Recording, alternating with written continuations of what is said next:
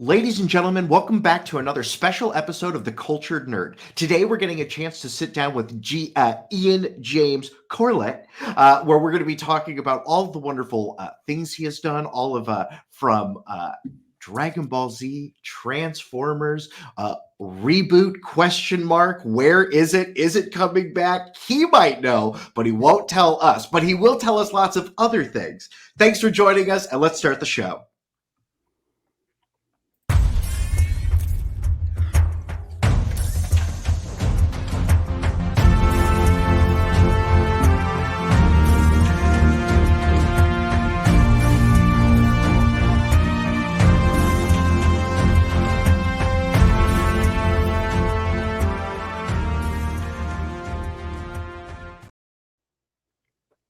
Well, thank you so much for joining us today.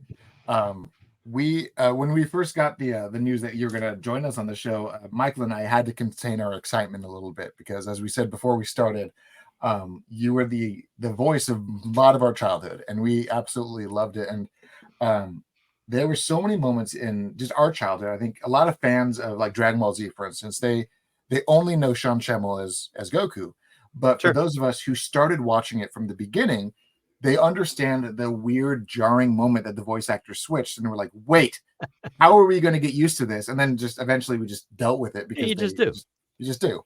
But for the longest time, I think it may have been like 1 or 2 or even maybe 3 years. They just kept playing that first couple seasons on repeat, and it stopped at a certain point, and that was just you the entire time. So everyone was like, that's the voice of Goku. And then when they changed it, we're like, what? But it's like the two Darrens on Bewitched. That's a real old reference. That's a very old reference. Audience, go look that up if you don't know about it. But it's not the first time that they've swapped the head of a show. I mean, everyone's replaceable. See if anyone notices. Yeah. It's interesting how much the industry has changed, especially from then to now, where now we're talking about your voice performance. And so often what stands out in these shows is what you brought to them. How did you get involved in performance? And then how did that lead into voice acting?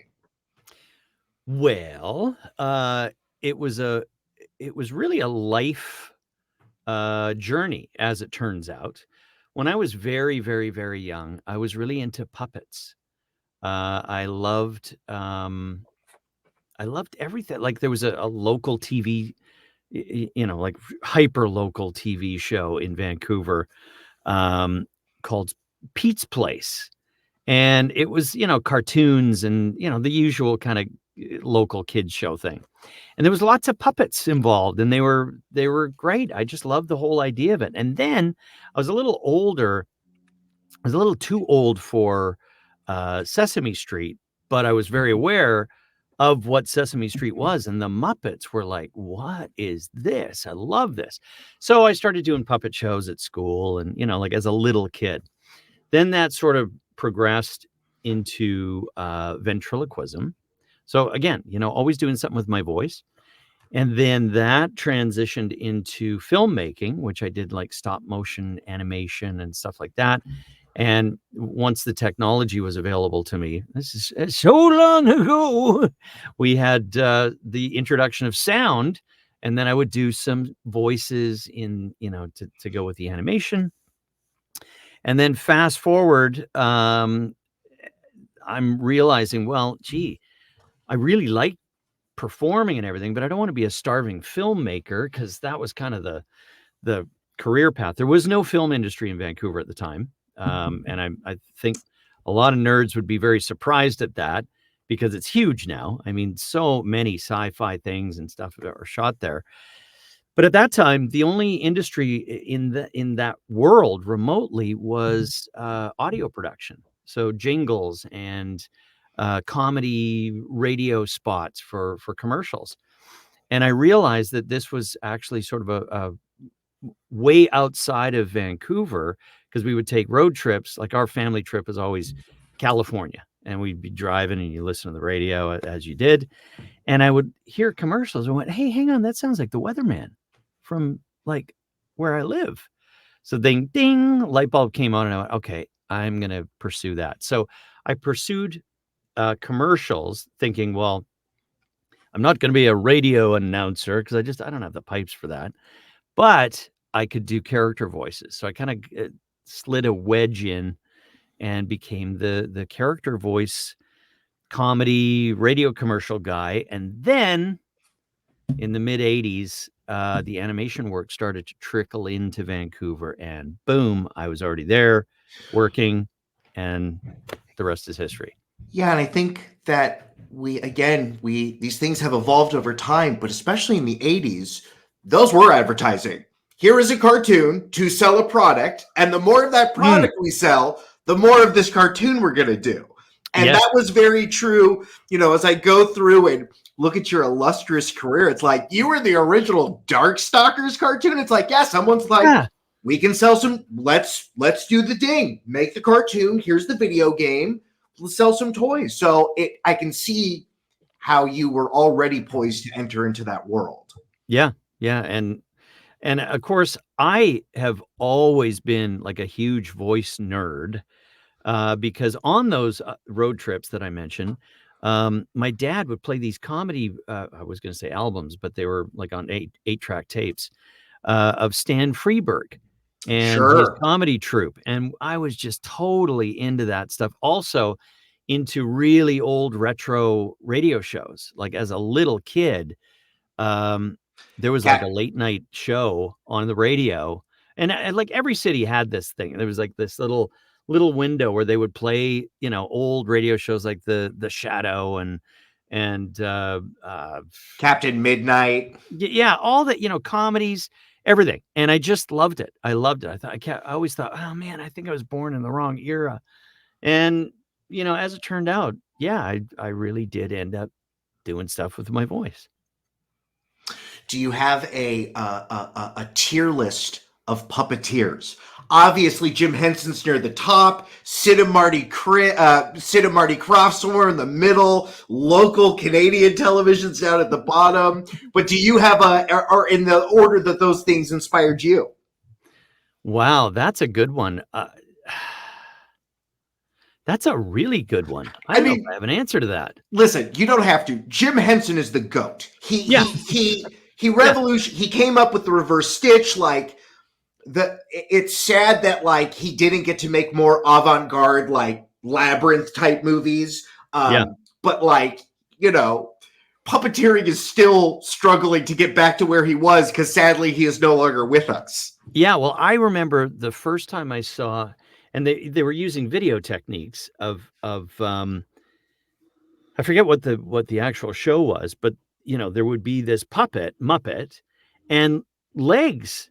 They would show legs, and it was, I guess it was like a kind of a rudimentary green screen kind of effect. And it blew me away. I went, what the heck is that? But yeah, I don't know if I even thought about puppeteering, you know, greatness. Sid and Marty Krofft, actually, that kind of always creeped me out. I don't know what it was about their shows. There was something just kind of, I don't know. But McDonald's ripped off all those designs for their troop of people. And I think that's why Ronald McDonald kind of rubs people the wrong way. Like, why is there like a grimace? What is a grimace? Like, it's like, okay. Yeah, you're right. You're absolutely right. Total ripoff.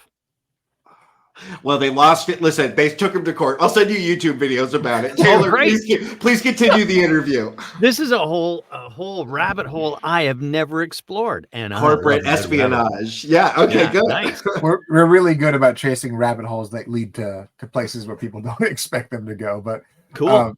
So as I was going through your history, I mean, the big standouts for me, obviously, with like the main shows that I watched as a kid. I mean, you were in 36, 37 episodes of Dragon Ball Z. You did the voices of Goku and Roshi for that original run. Yeah. You were on Reboot, and you weren't the original voice of Bob, but you were the later Bob that came in. And we were talking about this prior. You were not first Bob, but you were Glitch Bob, the second Bob, the cooler, Bob. more badass Bob. Yeah, And then Bob's there's seen even some things. the Bob who that has some smokes scars. Yeah. 2 packs a day. His voice has changed Exactly. over time. Just a little. But then you were also the voice of Megaman, which was one of those shows that like a lot of people who did see it either love it or hate it, but everyone who watched it while it was on air loves it to pieces because it's such a it's the great best, show. worst theme song in television history. I mean, He's well, a fighting robot. yeah, Michael knows it. Mega Man. Yeah, it's great. See, I was like, is Michael going to remember this? Because if he does, he'll burst out in a song and dance, and he did. So, but you were also the voice of Cheetor from Beast Wars, which is another one of those productions that were in the same team as Reboot.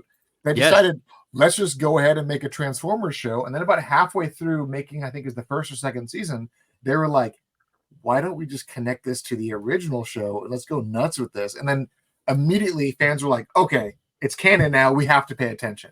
Yeah. And it became this cult phenomenon 30 years later where people are like, the Beast Wars was one of those shows that we were not expecting to love, and now we love it. And now Did you see the movie? Yeah, and a lot of people were actually very critical of the movie because they were like, they changed all the canon. It's not right. And I was like, I'm still happy with it. Like it wasn't great. I don't care. I'm not very canonical in any aspect of my life. But the only thing that I kind of had a quarrel with, because I went to see it, I thought I better go see this. The voice actor who played Cheetor reached out through Instagram, and I thought, oh well, wow, that was really great. And then I went. The Cheetor had like 4 lines at best. 4 lines. I think he had like 4 words at best. Like 4 words, maybe. Yeah. And that I just felt like it was kind of less about the beasts, and more about the people, which I know that's what the movies are, right? Like I get it, but I was a little disappointed. But like, also, I know I'm on the Cultured Nerd podcast, but it's not really my jam. Like, I don't go see those movies. That's just not my thing. So I was prepared to just go, okay, well, let's see what this is like. But then, yeah, it felt like a pretty radical change from what it was. Like, make sure there's more people in it. Okay. My bigger gripe that I actually had wasn't so much that the focus was taken away. It was the radical redesigns of all the characters. In the original show, all the beasts were quite literally beast sized. Like they were supposed to be like, okay, Optimus Prime is like 7 feet tall total. Sure. That's how tall he is. But in this one, he's like, oh, he's like a 25 tall foot gorilla. And I'm like, okay, that's a little different from what I'm expecting. And also he looks like a robot. He's not they all look like robots. He's not hiding very well, if that's what he looks like. Right. So that was one of my gripes. It was like, all right, well, they even showed in the season 3 of Beast Wars that Optimus was literally up to Optimus Prime's kneecap. And I'm like, okay, that's about how big they should be. But then in this one, I'm like, oh, he's the same size. Like he's literally a semi-truck size. This is a crazy giant gorilla. So those were my kind of gripes. And then obviously you didn't see Airazor transform. Rhinox did not speak a word. I was like, all right.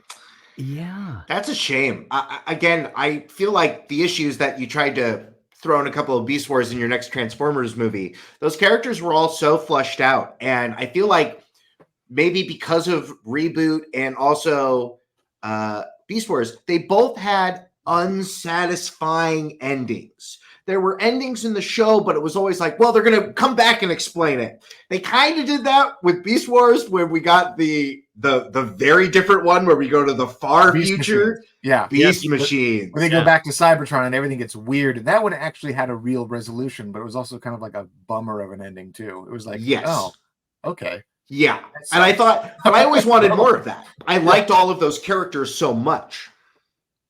Yeah, I know. I get fans specifically talking about Beast Wars where they go, what do you think of Beast Machines? I liked it. The visuals I really liked. I thought they looked really cool. Yeah. Like it had a real comic book kind of graphic novel. Very stylized, and it was very clean compared to how Beast Wars looked at the beginning. Where Beast Wars was very like, you can see them getting better over the seasons. Yes. And when Beast Machines came out, they're like, we've got a style and we're going to run with this style. And it was very clean from the beginning, but it was a big departure. Yep. I remember when they came in because it was a Vancouver studio, that it was very hands-on. And usually, when we're doing something for an LA client or some international client, they might fly someone out to kind of oversee things. But because it was a Vancouver studio, we had direct contact. Like the director of animation would show up at the recording sessions. So the place that we recorded it was called Pinewood Sound, or they actually was Pinewood Studios, not to be confused with the Pinewood Studios in England. Although they were run by Brits, so I think there was a bit of an homage to that. But anyway, the room was huge, and it was built as kind of an ADR room, if you're familiar with what that is, like where there's a giant screen, and someone's just fixing dialogue or whatever, or an audio mix for a movie theater, that kind of thing. So we were all gathered into this big room, and they said, "Hey, we got some new footage we're going to show you guys before this recording session." And that was the one I'm thinking of was Beast Machines. And they ran the episode, and it would go from like, there would be some blocky kind of like storyboard hand-drawn stuff, and then it would get better, and then there'd be like an almost fully done CG scene. And I went, ooh, I really like this Beast Machines thing. Like, that was the first time I saw it. And that's what locked in my head, because I don't really watch the stuff that I do later. Like, I don't sit down and go, okay, it's out, let's watch the whole thing. Because I've had enough of me, right? Like, bleh. So that locked it in for me, watching it on the big screen. And I just went, yeah, no, I like this Beast Machines business. And I'm gonna pull up a quick image to kind of show people what the difference was, because I think it was very jarring for us 90s kids to see it for the first time, because it was like one season ended and then it went straight different. Like, when the show ended, this was kind of how everything looked. It was early 90s CGI is the only way you can really describe it. And then when they transitioned to Beast Machines, it was like, boom, it felt like 3D cartoon, and it was like, oh, this is different. There was shading, there was smoothness, nothing was blocky. They both have great designs, though. Yeah, even that other one, like the fact that like Cheetor got big, we got the upgrades. You fell into the trans, right? But like the little guy in the bottom corner, he started off as this guy, then he became the impetuous young guy. So young, and then he became like huge. Yeah. So a lot of steroids. Yeah. Every upgrade he got was really an upgrade. So. Yeah, he just upgrades. Hit that juice. But it was such an interesting time for Beast Wars in general. And I think what really solidified fans with Beast Machines was that they were trying to tie back this whole idea that Earth and Cybertron were the same place. And that was something that they never once explored in any of the canons until they got to Beast Machines. And that was kind of a make it or break it moment for a lot of fans.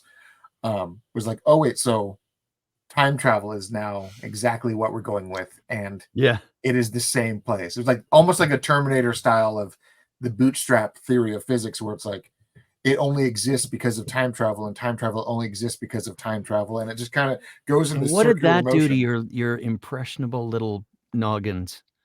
It made me pay more attention in physics class. As I got older, I was like, okay, somehow this has to be explained. Oh, that's and then good. I was like, oh. It made me get way into UFOs and stuff like that. Like, what are the physics and things that we're not talking about? Like, I feel like that was all the other stuff on Fox. It was all like Area 51 footage. So, like, I don't know. It made me fascinated with, like, what are things we don't understand yet? Yeah. Like, Einstein said we could do time travel. It's easier to go forward in time than it is back in time, but, like, it's possible. It's like, what do you mean it's possible? Why aren't we working on this then?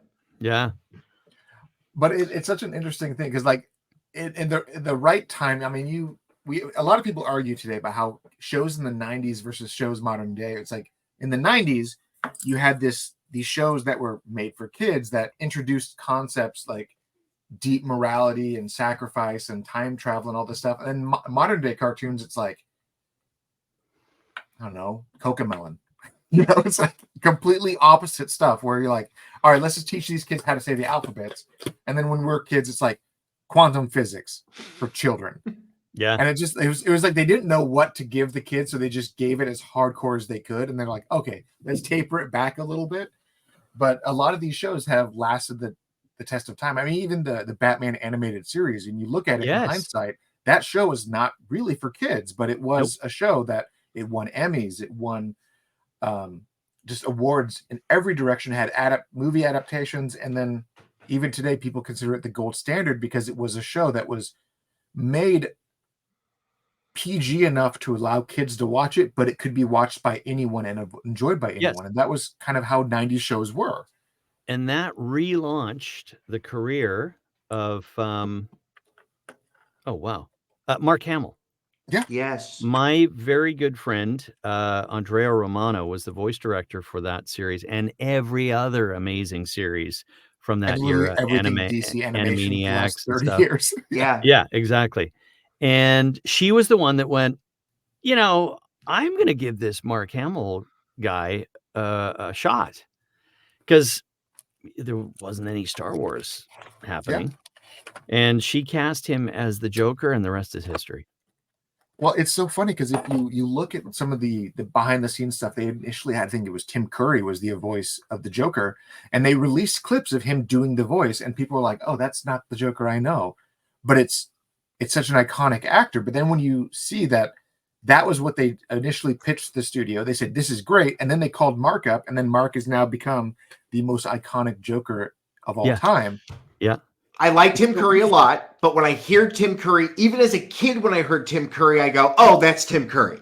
That's Tim Curry." He himself is larger than life, so he is almost a caricature of himself. But like, I remember when I found out that the Joker was Mark Hamill as a kid, you didn't know that, and then you find out about it, and you're like, "Oh, damn." And that's the way it should be. Yeah, that is the way it should be. Like, I mean, obviously, like I have a personal bias with modern animation where, like every feature, just jams a whole bunch of stars into it. Yeah. And I remember that one of the early examples of it, I forget the movie, what the movie was, might have been Ants, that Madonna was in. And it was just, I mean, I'm sure you can find out, but it was so bad. Yeah. That's the Woody Allen. Might have been Ants, because that was the one where Sylvester Stallone was like the buff ant, and I'm like, I remember watching it in theaters. I'm like, this makes no sense. Like, and these are all very flat performances. Like, this is so exactly. And it also folds into the other part of my life with it, which is commercials. And I've for many years always gone, oh God, okay, so we're gonna get Jason Bateman to be the voice of Hyundai.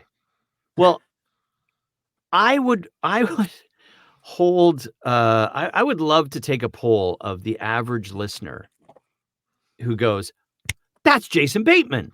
Yeah. It's not.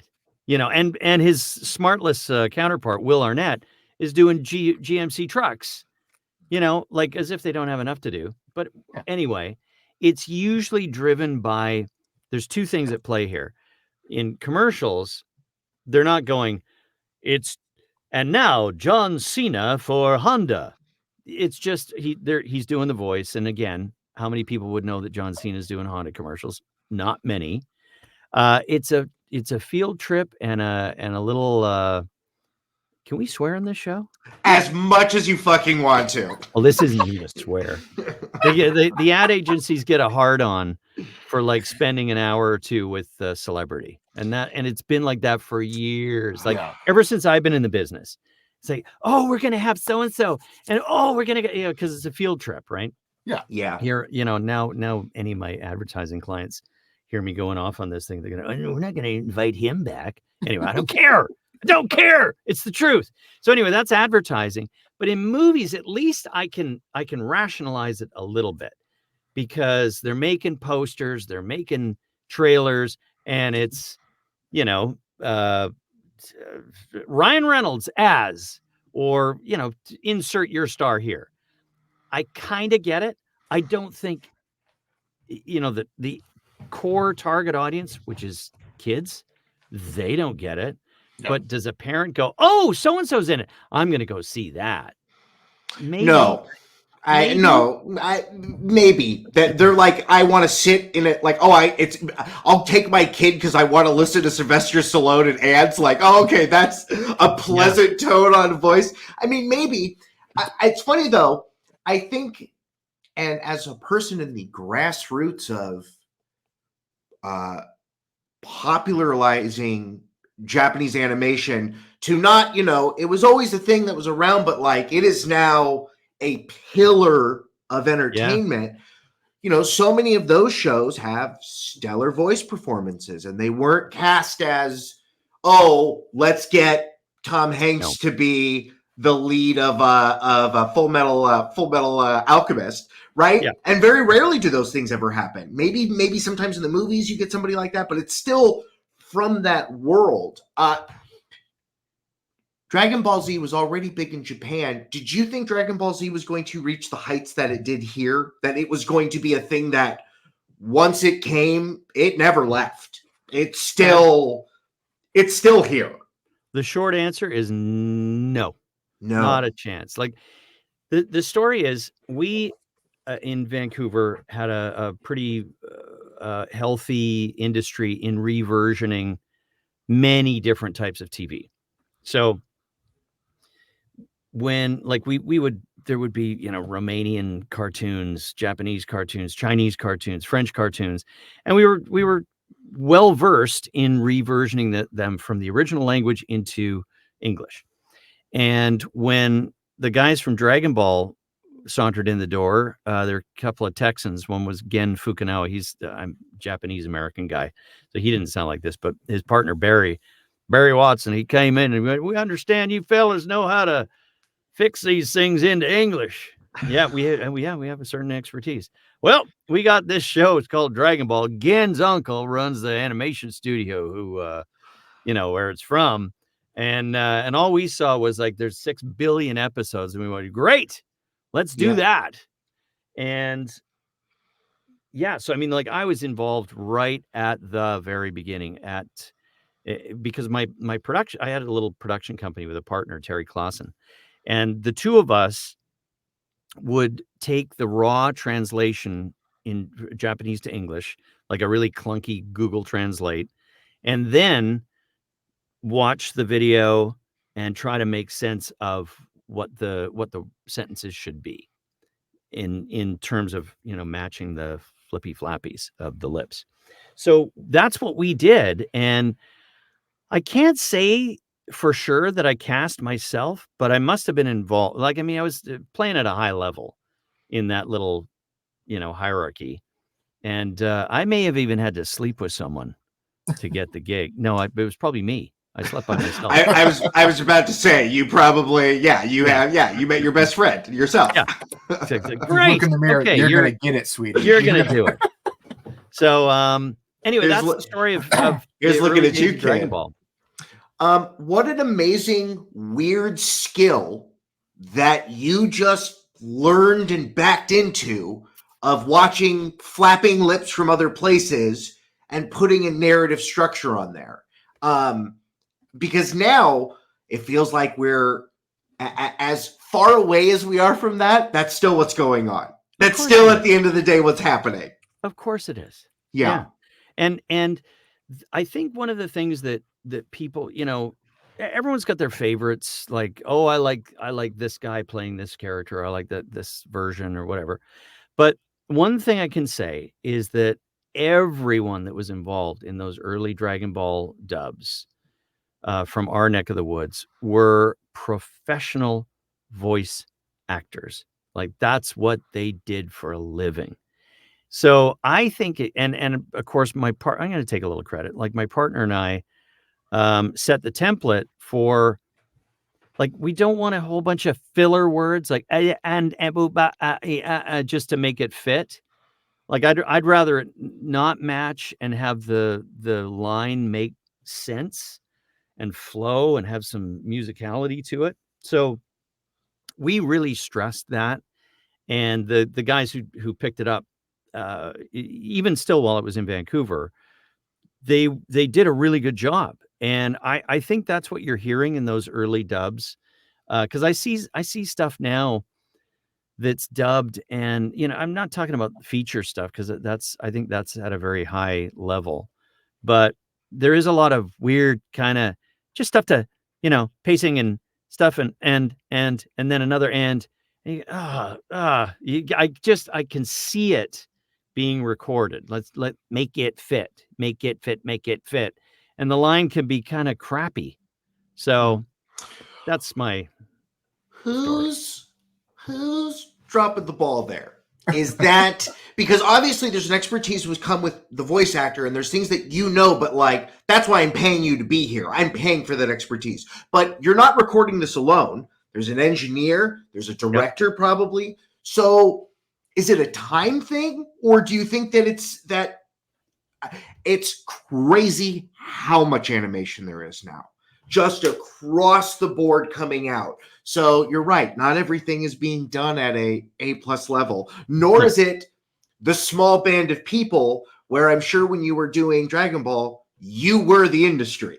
Yep. You were, from there, you are, there are kids that now are standing on your shoulders that are doing this. But I mean, you really brought all of that there.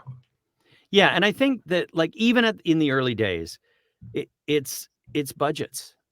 There isn't a lot of money. And so all of the things that you listed are part of that. Like we need it now, we need it quick, we need it cheaper.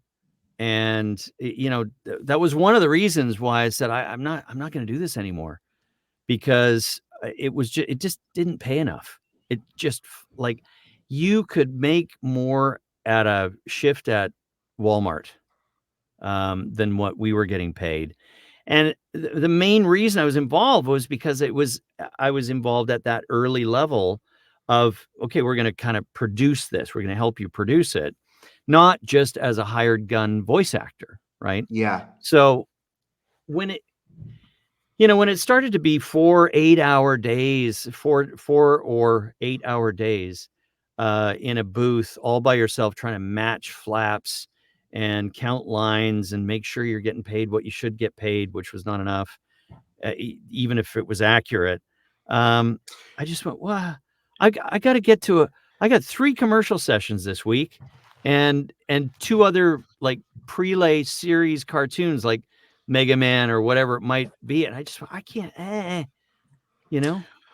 Taylor, to inform you a little bit more, I went and watched other interviews that our guest has given. They would not pay him for Goku's screams. They would go, oh, that's all just part of what we already paid you to talk, so we don't need to pay you to do that. So he would be getting less, 45% of what he actually did. And Dragon Ball is a very intensive show. It's all screaming. That's the show. They called them vocalizations. Because, the guy who started or the company that started taking over the production and the contracts got really, really, really chintzy. And that was the end of it for me. I went, vocalization? Come on. Well, then I'm not going to do the vocalization. Use the lovely lady who did the voice in Japanese. Keep that. I love Goku Grandma, and Dragon Ball is in a very weird spot right now. It's RAP, rest in peace. Akira Toriyama has left us. Yes. There is still more of the manga to adapt, but Akira Toriyama did everything. It really all went through him.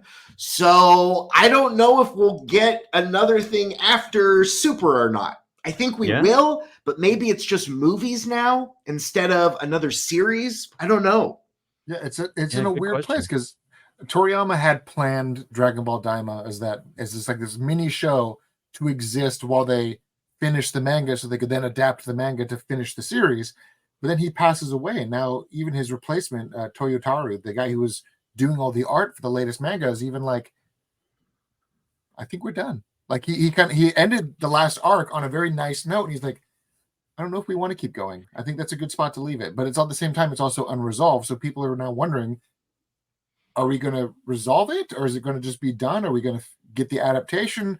What's going to happen? So Dragon Ball is almost at the height of its popularity, but also at the most unknown path of what could happen going forward.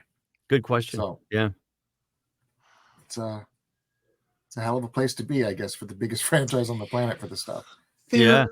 They'll do something. I don't know what they'll do. I almost wonder if you do what like One Piece is going to do. One Piece is going to redraw its early episodes again and do condensed kind of OVA, 25 episodes for a full arc. Dragon Ball I would love to see. The animation on that stuff is great, but I don't know. I would love to see that show get a facelift, if you will, because the last Dragon Ball Z movie, the Broly movie, was just gorgeous. Yeah. And then they went to CGI anime with Superhero, and people were like, "Oh, good story, but it's CGI. This is weird." So yeah, well, that the whole technical and jargon aspect of this conversation is interesting, because when this stuff arrived on our desks, I think we were mostly calling it Japanimation. Yeah. As a type. And then it was anime, which was just a shortened version of that. So I still operate under the premise that anime, Japanimation, needs to come from Japan, pre-exist, and then we dub it into English. Whereas I've worked on productions, lots of productions, that they go, "Oh, this is anime," and you go, "Well, what? Wait a second, you're making it in the States," and yet, like, the original language is English. How can that be? It's prelay kind of. So I don't know. Don't ask me. That always brought a very unique question, because I remember in the early 2000s, there was a show called The Big O, right? It was a show that came out in Japan, was adapted into English. The show ended up getting canceled, and then Cartoon Network was like, "No, we want to do more." And they hired the studio who made it in Japan to make another season, but it was dubbed first because it was paid for by an American company, but it was made in Japan. At what point does that line start to blur over, where you now have even video games now? Japanese companies are making games in Japan, but the dub language of English is first. And it's such a unique way of it is really things weird. Now, video games, I can speak to with some authority, because I'll bring this up because you are now part of one of the biggest franchises on the planet. Yes, playing Dio. Congratulations! Yeah, you look great. Muscles on top of muscles. That's actually a real render of Ian's chest. That's photo real of what he looks like. And I joke about that, and then someone went, "Well, look at his face," and I went, "Oh, well, hang on. They do have cameras, and there are parts of his, like, the eyebrow. It's like there's anyway." Yeah, I don't know. Yeah, I can see it. If I take my glasses off, I totally see it. So, okay, that's exactly what I was going to talk about. With video games, that was the first time that I had this kind of weird hybrid way of producing this stuff, where they went, "Okay, here's the Japanese," and went, "Wait, but the game's not made yet." But it was kind of like some of mine was first and some of the Japanese, but they kind of discounted the Japanese and went, "Well, no, don't worry. Like, we're not trying to match anything, but this is the scene." And, as we would see the early production of this Final Fantasy character, Dio, sometimes it'd be just really big blocky stuff. And yet there would sometimes be a Japanese voice, and you go, "Oh, what are they saying?" Then they would call someone for a translation. So that was very unusual to me. I've never done anything that was so hybrid like that.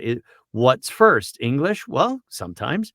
Oh, Japanese? Yeah, well, sometimes. And the animation is being produced as we're recording. So it was not like a traditional dub where it pre-exists. Hold on, Taylor. Hold on. Okay, you got to say this, but I got to say this too. I think this is why video games at that high level are hitting on such a different level, because video games are like a book that, like, we can both experience and then talk about that experience. And the fact that you are also in the sausage making of it, that a little bit of what you recorded actually influenced the animation. Yep. That's amazing stuff. And I wonder if that immediacy is some of the stuff that's being lacking in Hollywood pictures, where you record something. I mean, we spoke to one voice actor from X-Men 97. He recorded it 2 years before he saw it. Recorded all the audio, and then it went away for 2 years. He forgot he was in it. He was like, I was amazed that it was a thing because I forgot. I stopped thinking about it. That's really common, actually. That's very much the old school, where it would take. The good thing now is at least we have the internet, where when something comes out, you get pretty immediate feedback. So in the old days, you'd record something. It would take a year or two before it would hit whatever network or performance show thing. You know what I mean? But it was sold to television, everybody. It didn't go to Tubi. It didn't go to YouTube. Someone had to pay money for the work that they had done. Yeah. So there's that year and a half to 2 years. Then it hits the airwaves. Then it's this sort of slow, well, is it popular? We don't know. Was there any articles written on it? Well, let's check by, buying Variety or looking in the TV guide. And now, at least that 2-year waiting period, while they're actually making it and tinkering with it, once it hits the airwaves, you find out really quick. Do people like this? Ooh, people really like this. Yeah. Yeah, you find out within like seconds. Like the moment the episode is currently on TV, people are like, wow, listen to that guy's voice. Like, as it's like the first time they're speaking. And the Dio thing in Final Fantasy, I know like they released it in February, I guess. Yeah. And it was like, I saw my name and it's very nice of them to list me in the top tier of whoever's in the game. But I know I'm this kind of hosty, non-playable character, and I get it. But then it took like months before people got deep enough into the game to go, oh, yeah. If you're 60 hours into a 100-hour game, it's going to be a hot minute before people get to you. Yeah. Yeah. It's funny because I was playing it. Fragile ego stroke. And, okay, people liked it. Oh, that's nice. So I bought it on launch. And I have kids, so I haven't been able to play much. I mean, I've sank like maybe 60 hours into it over the course of whenever it launched to the present. Like that's how long it's been taking me to get far into it. But when I got to the Dio part, I'm like, this is the most ridiculous thing. And it's so perfect. It so encapsulates the quirkiness of Final Fantasy VII. And I'm watching it, I'm like, and that guy sounds like Cheetor. And I was like trying to figure it out. I'm like, something is like, I can hear it. And I'm like, this is amazing. This is perfect. And now I think I'm not even halfway through the game yet still. I think I'm just a little bit further past that part, but wow, it is a huge game. And you get derailed very quickly, but every scene he was in the game, he stole the show. He was such a fun character. Yeah, it was fun to do. And so did they have you do, like, I understand that with the way they did this game, they had the ADR done kind of simultaneously during production, like you said, but did they have you do any mocap stuff of any capacity? Nope. Okay. No, and if they ever asked for that, that company would be in big trouble with me. I cannot remember a line to save my life. So, like some actors are going, ooh, mocap. It's like I'm on stage and I'm in a play. And I'm going, oh, Jesus, I don't want to. No mocap.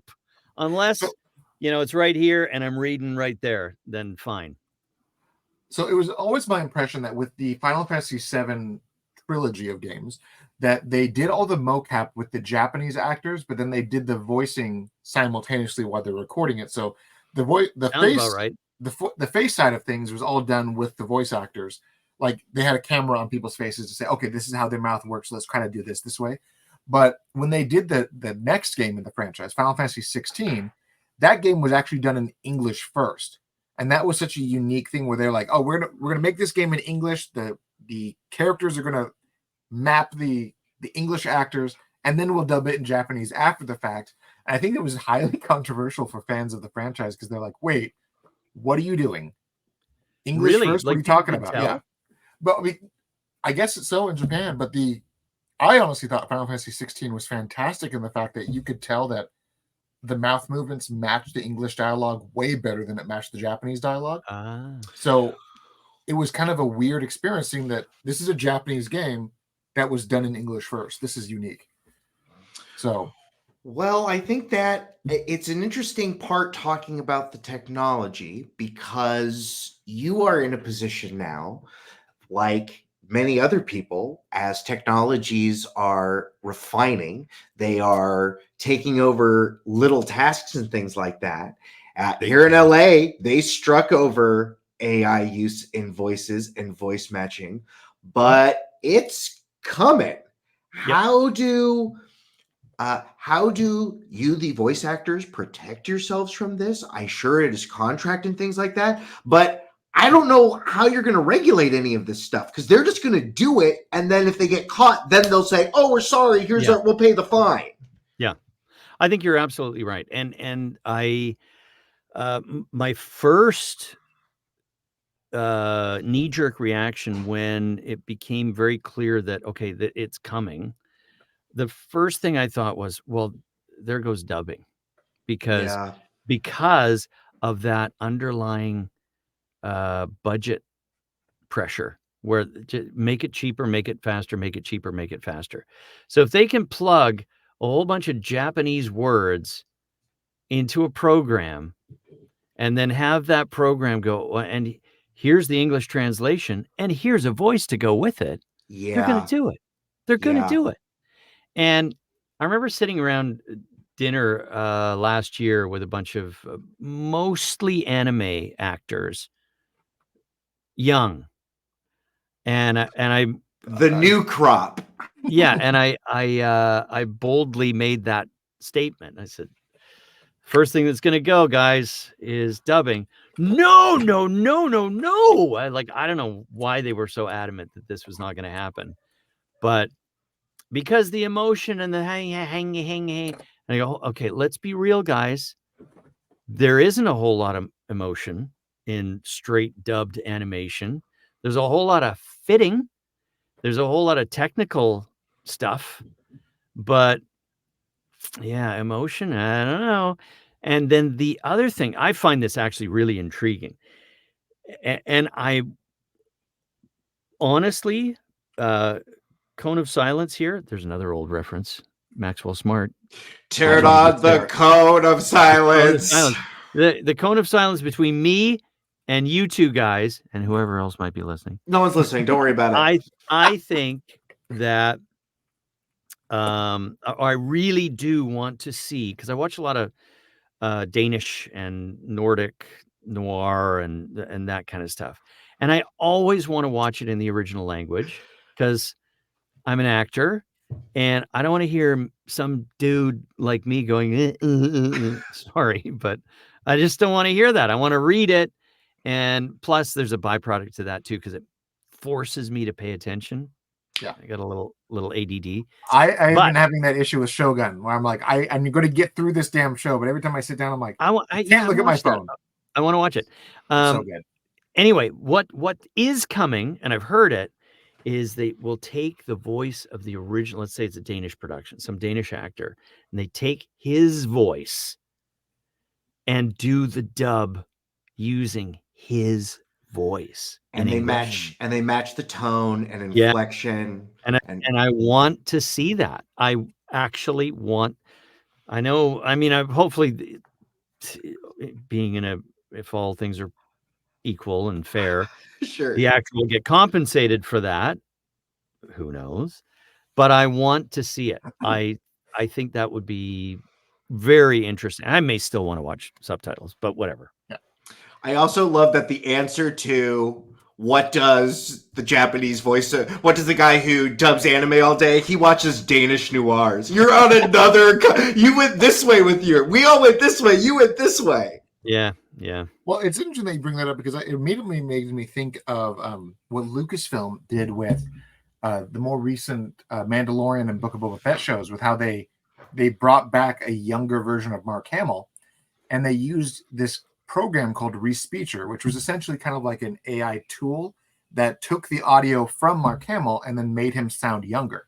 And I was thinking that, I'm like, all right, well, what they did was they paid the actor who played the young Luke, they paid Mark Hamill, and then they used it all together. Technology, and that might be the only way that people might be on board with this, is if you compensate literally the body double, the dubber, the everyone, and then obviously the dubber doesn't get to hear his voice, but still you do the work. The trick is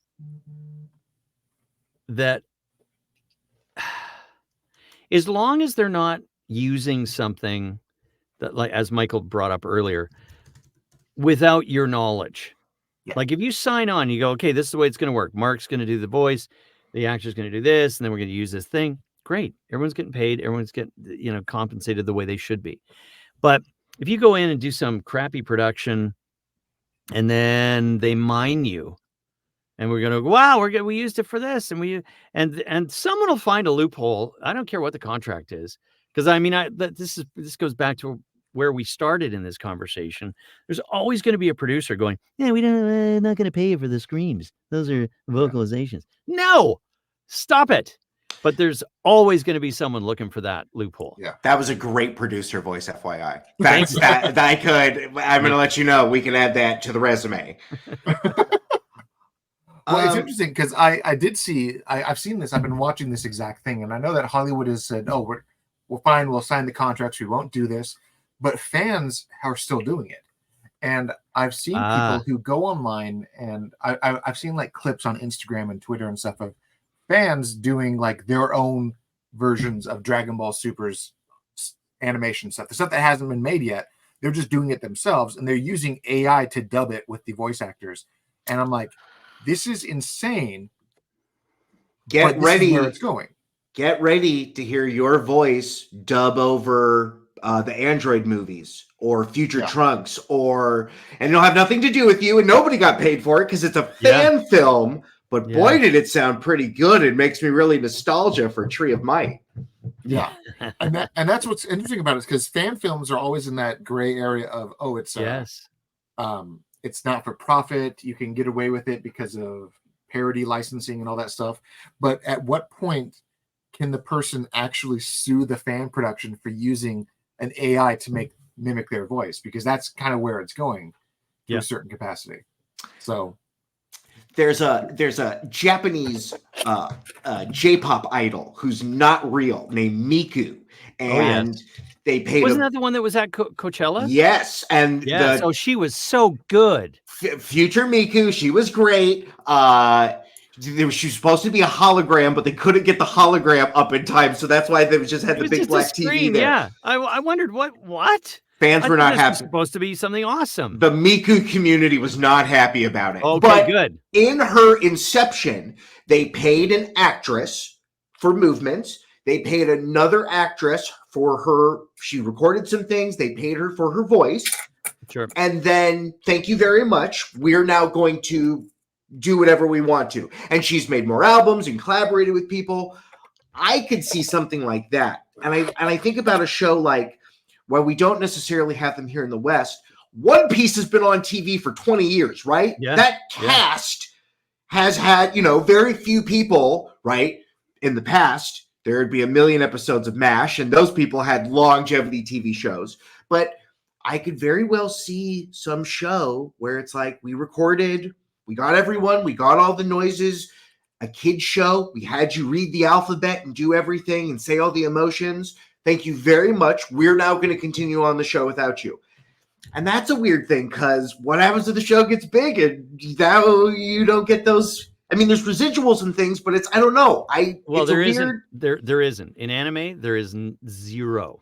Mind-boggling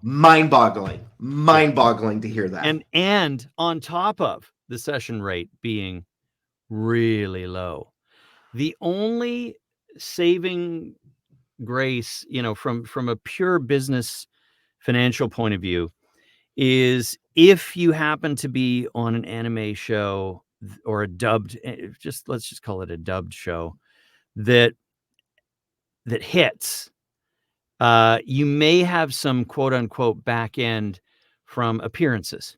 That's it. That's where Wow. you might see some more. But the rest of it is like, no, you thank you very much. Here's your, pittance. I'm not going to get into what the actual figures are, but it's not much. And see you later.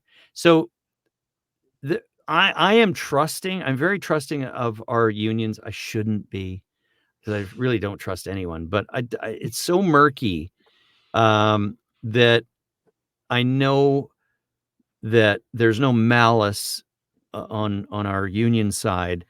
They're going to make the best deal that they can with the most foresight that they can, which is not much. Yeah. I mean, we've already lost out. One of the big core things in the writer strike was the whole streaming thing. Everyone blew that 15 years ago. No idea. They thought, YouTube streaming. Well, guess what? That's all people watch now. Yeah. So, there were lower commercial rates. There were lower, all sorts of things were lower because they kind of went, it's not going to be anything. Well, there you go. So I worry a little bit in that sense where things are going to go, but I'm not really a worrier. Like I say, I worry. I'm not staying up at night about it. I just go, geez, I don't know where this is going to go. And on to the next thing. I got stuff to record. So. Well, it's interesting. You guys both brought this up, and it made me immediately remember of James Earl Jones was paid to do the voice of Darth Vader for Obi-Wan Kenobi, and he actually didn't do the recordings. They did it all with AI. And it's one of those things where I could see this becoming almost the norm, where you get hired on as this character and says, all right, at any point where you can't do it, we'll pay you a certain percentage of whatever your contract is. They started doing that with that live action Lion King movie. There were some lines that sounded like a 90-year-old man, and then there was lines that sounded like a 60-year-old man. And they just interesting. Yeah, they just reused they really should have just used the animation dub. Just remake that movie one for one. They didn't. But yeah, there was lines that were new lines, and then they would just reuse the audio, probably because he had more range then. He could do those screams and roars and things. Yeah. He wasn't 90 years old. He was like 60. Right. I mean, they could probably get away with more. But yeah. It's such an interesting place where this is all going, because I mean, you were there at the forefront with how animation and anime in general went from being just kind of this niche to now it's like this pillar of entertainment, where it's now part of the zeitgeist of what people expect as the normal Unbelievable thing. And of the platforms, they expect exclusive animes. I expect Netflix to have. I wanted to, get Dragon Ball, but also, what are you working on? Right. You mean? Are you asking me? No. No. Okay. No, I understood what you were saying then. Good. I thought I didn't. So with all of this, it's such a unique thing, because we actually spoke to a couple of the voice actors as well.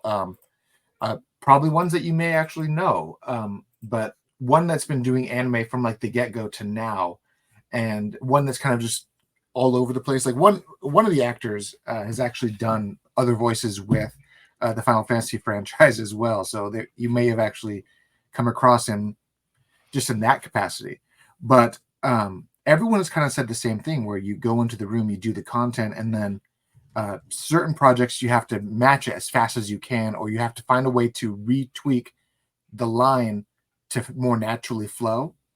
But with AI coming into play, it was John Swayze, by the way. He was the one who he's been doing voices from back in the 90s with Evangelion all the way to Attack on Titan, even recently. Okay. And he was saying that how it started was nothing compared to what it is now.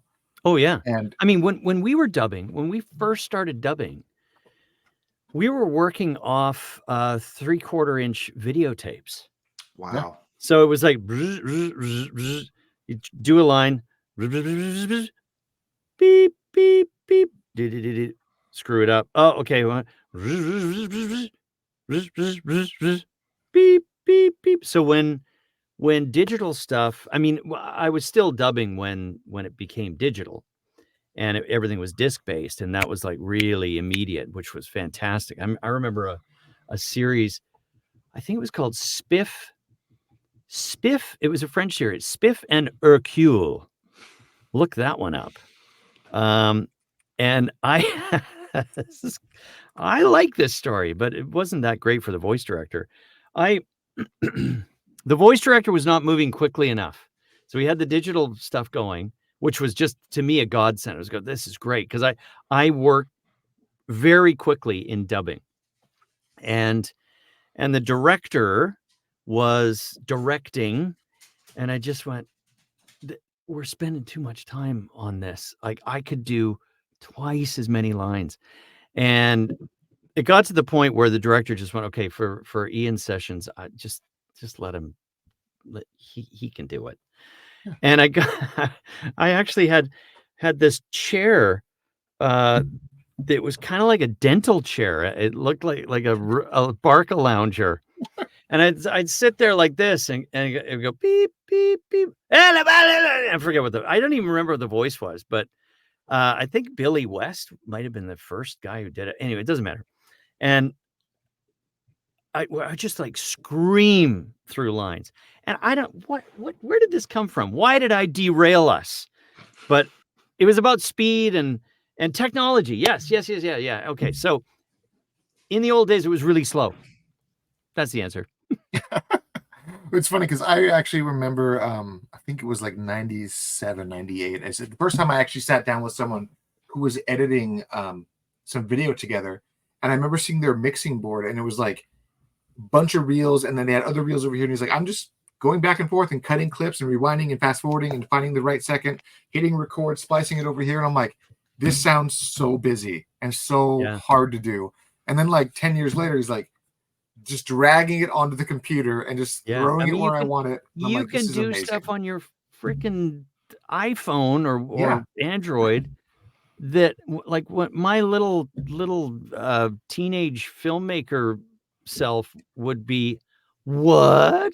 I mean, we used to have to scrape emulsion off of film and glue it, let it dry, and that was your splice, you know? Mm-hmm. Yeah, it's fantastic what we have today. I was watching. But if I may pontificate, part of the problem is, like with all these platforms and YouTube and TikTok, I should kind of like the democratization of this. Like, everyone has an opportunity. And I don't really believe. This is a life philosophy that I struggle with. A lot of people in the entertainment business, in the creative field, the cream always rises to the top.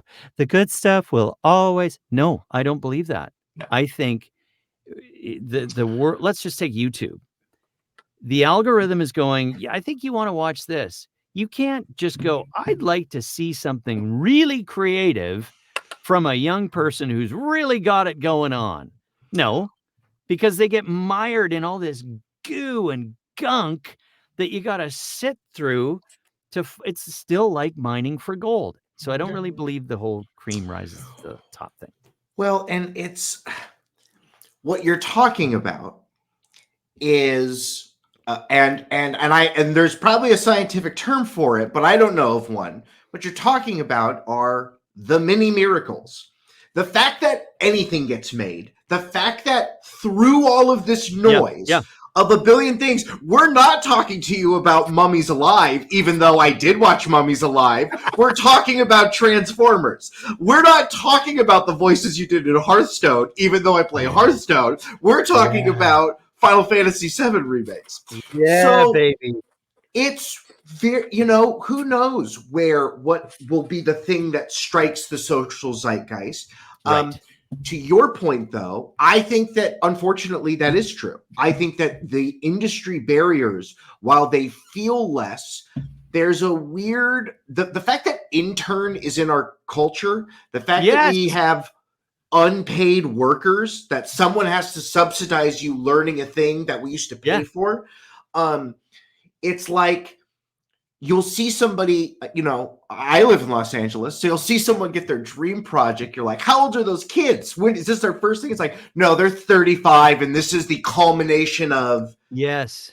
15 years worth of work that you're never going to see, and this is the final product. Yep. So, I mean, I don't know. It's the weird. It's interesting. As old Hollywood, it's funny. Old Hollywood, which was once New Hollywood, Hollywood is going to die and be birthed into another new Hollywood, right? Whatever George Lucas did in the 70s, that's over, and they're failing now. So now they're going to have to birth into something else, and I hope it brings artists and creative people along with it. Well, I believe I actually, as much as I toiled, we didn't even get into the shows that I wrote and created. We'll bring. Listen, you can come back. You are now our animation expert, especially in this arena. So I would love to continue this conversation. Yeah, no, I'd be happy to come back. But so I know of what I speak, and I know how difficult it is/was to get a production off the ground. And all the gatekeepers and, that whole process. But when I'm in the middle of it, I can't stand it. But I'll tell you, I really, really respect companies like HBO who have incredible gatekeepers, and they do a very, very, very good job of curating and you know what? We're not just going to put anything out. We want to put out something they're not all hits. No, they never are. But when there's that level of expertise from on every aspect, like from the first person, whether that's an intern or not, who reads the pitch or the script and goes, yeah, there might be something here. I actually agree with the gatekeepers. I think, if it makes really good stuff, I'm all for it. Spoken like a true person of the Illuminati. I love the Illuminati. I love gatekeeping. Are you kidding me? But funny enough, though, I love Q. Yeah. We come all, or we don't do. Listen, where we go one, we go all. I remember when we met up. We were all there. We were hanging out. We were in the back of January 6th, but we were there. I mean, we're talking about cartoons. That was the problem. That's the problem. No, I hear you. It makes me actually think of, like, almost immediately as you're describing that, it makes me think of how, like, in the 90s and early 2000s, Fox as a network would just greenlight everything, and they'd also cancel everything. And now Netflix has kind of become that, where they just, everybody gets a first season, but if we don't like it after the first season, we're going to let the entire internet be pissed off forever because it's all left on cliffhangers. And then you got HBO, who's like, we've canceled 25 shows before they come to light because we want to make sure that whatever our name is on, people are actually going to enjoy. And it's so true. If we're talking about television as a medium and like, what are the best TV shows? Like 5 of them in the top 10 are probably HBO. Like Sopranos is on that list for sure. I would put Deadwood, even though I don't think it necessarily is. But like, where does Sex and the City fall in all of this as well? You know what I mean? Like, there's just, you're right. That stamp of approval is truly that. It's that much better than everybody else's. Yeah. Yep. And I guess to a certain extent, I mean, I've always believed that you want to always allow the artist to express themselves, and sometimes allowing the artist to have their shot is good. I mean, let them do it. And Netflix is doing pretty good in the capacity where they allow those things to thrive, but they also seem to cut people down at the knees very quickly, which is unfortunate. Well, I think isn't there an industry expression, or like what Netflix series has gone more than 3 seasons? Yeah. There's Stranger Things. I'm sure there's a few. It truly is just Stranger Things. There's probably a couple that are 3 seasons, but it's just Stranger Things. Yeah. But it's such a unique thing because you have, I mean, we had just reports this last year that Game of Thrones had ended and they had made House of the Dragon, and then they had shopped and spent millions on 2 or 3 other spinoffs that are never going to see the light of day because they're like, no, we shot the pilot, didn't like it, it's dead. And they had huge names attached to it. But you're like, all right, well, if they themselves felt like this wasn't reflective of their brand, maybe the committee was right on this one, but Yeah, the know. worst thing is when you have an executive or a group of executives who really don't know what they're doing. Yeah. Like I love in every aspect of my life, I like experts. I like expertise. I like the highest level. You know, if you're going to eat somewhere, Highest please give level me of the pyramid. exactly. Know the Exactly. symbols. Know the symbols. I did it, didn't I? With this, Yeah, I saw what you were doing. yeah. So there's like a chef, right? You go to a restaurant. I want the best freaking chef. I don't like mediocrity. I've never have. Yeah. So, you know, whatever it is you're working with, please perform at the best level. And when you get people, and this is in any business, not just TV, not entertainment, those middle managers who really their most important goal is to keep their job. And if that means like, you know, just, you know, pitting people against each other or giving a note on something that didn't need a note, but I was there and I gave the note, you know, that kind of stuff is really, really irritating. So, again, I won't say that every single thing that HBO puts out is golden, but they do seem to have a really good balance of like letting creators create, because there's nothing worse than like stifling a creator. But then at the same time, you know, maybe have you thought about maybe the story should go this way, or have you thought about that? And I think that kind of creative input is great. Like, for example, nothing to do with HBO. I don't know if I've ever watched a director's cut of anything that I went, oh, that's better. It's like, no, I think the studio said it should be 2 hours, not 3.5. And they I have a couple movies, maybe like 4 or 5 that I truly believe, like Kingdom of Heaven. The theatrical cut was rubbish, but the director's cut actually made sense. Okay. Coppola's cut of oh my goodness. Yes, the Redux version. It is too long. He adds back in a 35-minute French scene, but that movie is a tarot deck. That movie is archetypes. That movie is telling in pictures. I enjoy the director's cut of that one. And James Cameron's The Abyss also comes to mind. I haven't seen that. Oh, it's like 10 minutes longer, but it actually gives context to why the aliens are there. I watched the theatrical cut with my son the other day, and I was like, and then when it ended, I'm like, where the fuck was that scene? Yeah, where they were, I was like, I'm like, wait, there was another scene here, and I'm like, oh, that's because my dad showed me the director's cut, and I never saw this cut. I'm like, this sucks. Like, why? And he like looked at me, he's like, why were the aliens there? And I was like, film nerd world. On a flight last week, I made the mistake. Was it Netflix or HBO? One of the two that I could download onto my iPad. Yeah. And I think it must have been Max, HBO, because there was a category, award winners. Yeah. Because I like watching old films that were, you know, big. And on that list they had Aliens. Mm-hmm. So the sequel. And I thought, oh, I'm gonna watch that. I don't think I ever watched that. Oh boy, did I hate it. I just hated it. Okay. Hated it. Because Alien was gritty, frightening. Writer director, Ridley Scott. Thank you. Yeah.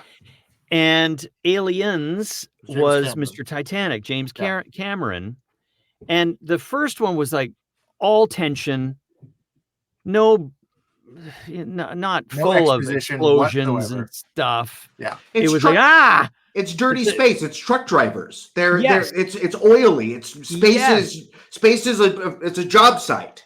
And James Cameron came in, did Aliens. It's like action, action, action, blow it up, blow it up, blow it up. And the acting, oh my God.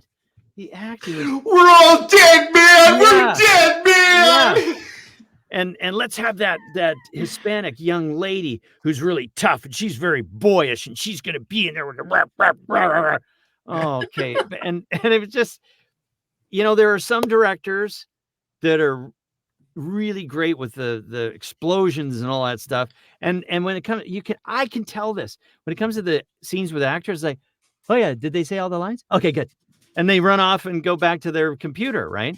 And that's what I felt that movie was. It's just like, I'm sure it was popular. I never did look up what it won an award for, but it was in the award winners list. So it's probably special effects. Probably. Why not? That's I'm usually actually curious what because, happens. I liked Aliens, but there is a clear distinction between the two, and the first one was very much like, you felt like you were just, there. there was a lot of tension. The best way to describe that movie in one word: tension. Because you don't know what's going on. It's just everything is terrifying at all the times. I feel like in the early 90s, all of the things we were shown were just like ultra violent things from the 80s, which were now okay because our parents were okay with it now. Yeah. Like, I saw of the two movies, Alien is what makes the xenomorph a Dracula. It is frightening. Yeah. It stalks you, right? Yeah. That's all lost on me as a kid. And Aliens, they're shooting stuff. There's a robot suit. Exactly. Yeah. It's the Hollywood version. That's what it was. Yeah. Okay, let's see. It won Best Oscar for visual effects. It won Best Sound Editing. Maybe costumes. It was nominated for Best Sound, Best Film Editing, Best Original Score, Best Actress, and Best Art Direction. So those were the nominations. Yeah. Okay. And that was my instinct too. Yeah. I went, okay, it was nominated for it. Sure. And it probably won stuff because I'm sure for the time it was great, but I don't know. I don't want to see a bunch of explosions. We should absolutely talk about movies that you love and dislike. I would love to know your top 5 and top 5 movies you hate. Sure. You are a guest. You are here. I ask everyone the first time they are here, have you ever seen a UFO? I have not. Okay. But noises, Bigfoot. Yeah? My father and my brother apparently have. Was there... Okay. Tell me the story. They did not want to speak about it. They did not want to speak about it. Yeah. It was on a country road in Ontario somewhere. And... I can't go back. My dad's dead, so I can't go, hey, tell me about that. And I guess I could ask my brother. Yeah, they just didn't want to talk about it. So, but not me. Okay. Short answer, no. Did they have missing time? The story was frightening. The story was a frightening thing. They did not want to talk about it. It was something that they were like, hey, we're not going to talk. We're not going to talk about it because we're still processing it. Yeah, they were. I think it was a mixture of embarrassment because they'd go, who's going to believe that? Yeah. Yeah, I don't know. I didn't get into was there missing time? Good question. Listen, I'm not here to poke the bear. I just wanted to know if anything came to mind. Short answer, no. Great. Michael always has to ask because he's on his one-man crusade to find the truth. He is the Fox Mulder of the channel. I'm looking for the truth. Yeah, he wants to believe, and he wants that proof. No. I'm way too far down the rabbit hole. The phenomenon, we're not going to get into it now. The phenomenon is real. What it is, I don't think anybody knows. And I think that there's such a stigma around that we can't even talk about it. Yet there are all of these sober individuals who report extraordinary things, and it boggles the mind. Specifically, if you get into like the Minutemen missile, the nuclear people, that UFOs fly over nuclear bases. They turn the bases off. They turn the bases on. These are men that have to report if they have headaches and they took Advil on their shift because maybe someone needs to come in because they are holding a nuclear football. Like, these aren't people that make up stories. Right. And Robert Sala's book about it just blew my mind. Well, I have a general world view of not world, global, not either of those, universal view that to think that we're the only things that have gotten blessed with life and thought. I mean, really, that's a big universe out there. Yeah. There's going to be something else. Might not be anything like us, but there's something else out there. Yeah. It's pretty. Is it interacting with us now, though? No. It's waiting I to hear see ya. if we kill each other before it comes back and visits. Maybe. But on that note, thank you so much for joining us today.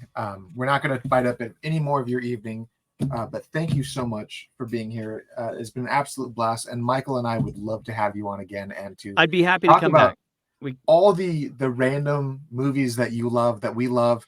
And my answer for the best director's cuts ever made was probably the Lord of the Rings franchise, night and day Never compared to. saw one of them. This is why read the I'm the book? perfect Did guest you read the book? on a podcast Yeah. like The Cultured Nerd. Yeah. I am so far, like, I don't watch anything. I almost didn't watch Game of Thrones because there was a dragon.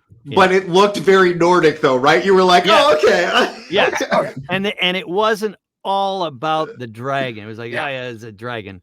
Yeah. But if there okay, these are my touch. This is what I don't watch. And this is like Democrats and Republicans getting along. Yeah, Because listen. I'm a nerd, but I'm a different kind of nerd. Yeah, wood I whittling. will not watch and rarely enjoy any movie where someone lands on one knee. Okay. There's one thing. Sure. That's terrible for your arthritis. Why would Okay. you? Rarely, in the same list, anything that has dragons and a wand. Harry Potter And franchise. anything that has this in it, which like the OG Goku character that does this, none of that appeals to me. Doesn't. As a cultured nerd, I can give you top 5 movies where people land on their knee, and you would be surprised at the time. You'd be like, "Oh, okay, those are movies I might watch." That's why I'm here. That's why I'll come back. Fantasy is not all. Fantasy is not your jam. I can't totally get it. You guys not play wanting board games? Oh, of course we do. With multi-sided die. Oh yeah. Ironically, as we were talking, I had my D&D bag here, and I'm like, how many die do I have in this thing? And I have like. Okay, I'm gonna. You probably. I know you usually say, "Hey, where can you be found, and what are you into?"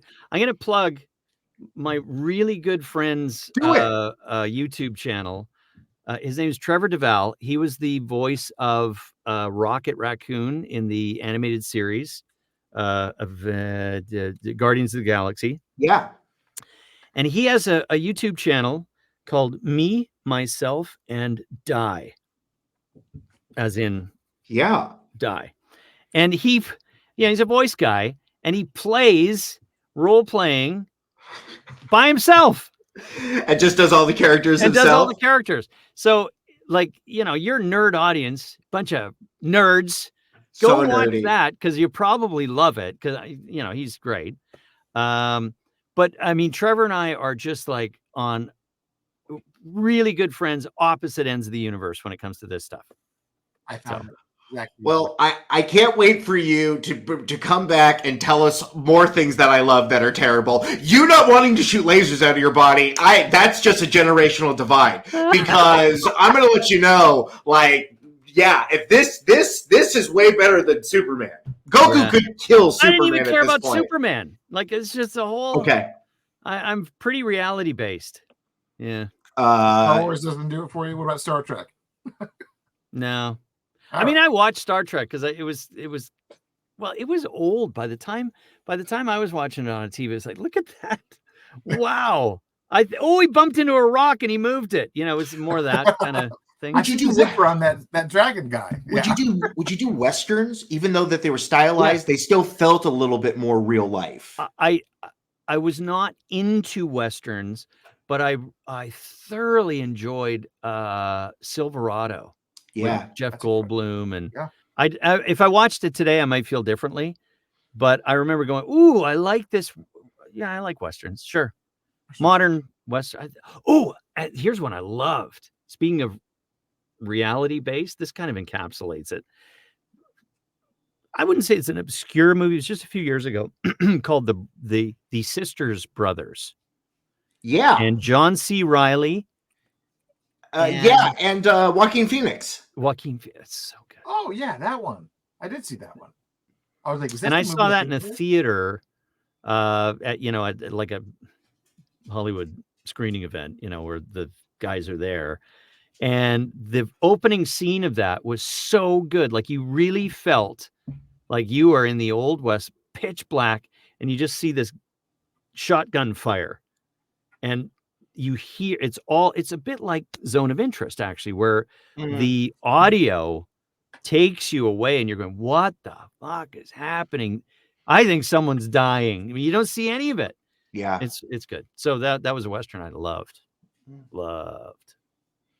Well, you plugged your friend's channel. Yeah. People are going to go find you. Where do you want them to follow you? On Instagram? Where do you post? Instagram's the main thing. Facebook is just like personal family stuff. So no, don't even bother because it's closed for business.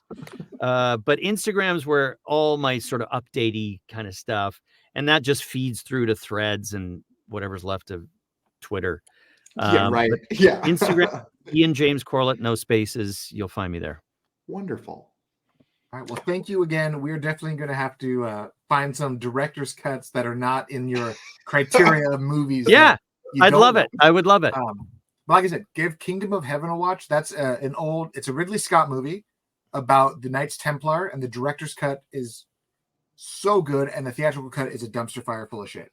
So good. I will definitely seek that out. That's a good one. It's got Liam Neeson, Orlando Bloom. It's got a bunch of really good actors in it, but it's one of those movies where, like, how did they fuck this up so bad? When you watch the director's cut, and you're like, how did they fuck this up so bad? It's so good.